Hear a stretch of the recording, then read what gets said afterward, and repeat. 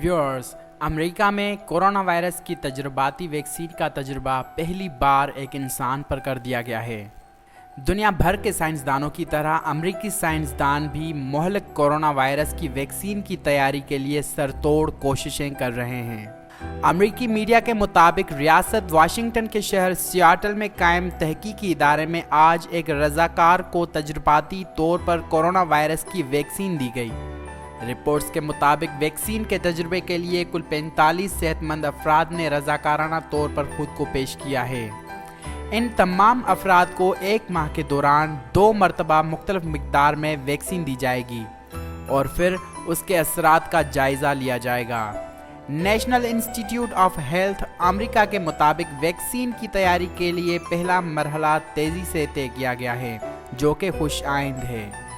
माहिरीन का कहना है कि अगर वैक्सीन ने काम दिखाया तो भी वैक्सीन की मुकम्मल तैयारी में मज़ीद कई माह लग सकते हैं। ख्याल रहे कि इससे कबल ऑस्ट्रेलिया और इसराइल के माहिरीन ने दावा किया था कि वो कोरोना वायरस की वैक्सीन तैयार करने के करीब हैं। ताहम अमरीकी माहिरीन ने सबसे पहले वैक्सीन का तजुर्बा इंसानों पर किया है। दुनिया भर के साइंसदान कोरोना वायरस का इलाज दरियाफ्त करने के लिए सर तोड़ कोशिशें कर रहे हैं।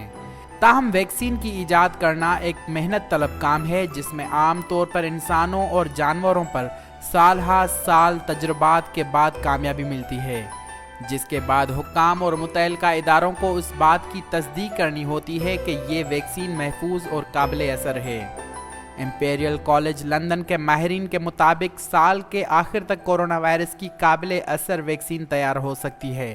वाज़ेह रहे कि अमेरिका में कोरोना से 73 अफराद हलाक हो चुके हैं, जबकि कुल मुतासरा अफराद की तादाद 4228 है।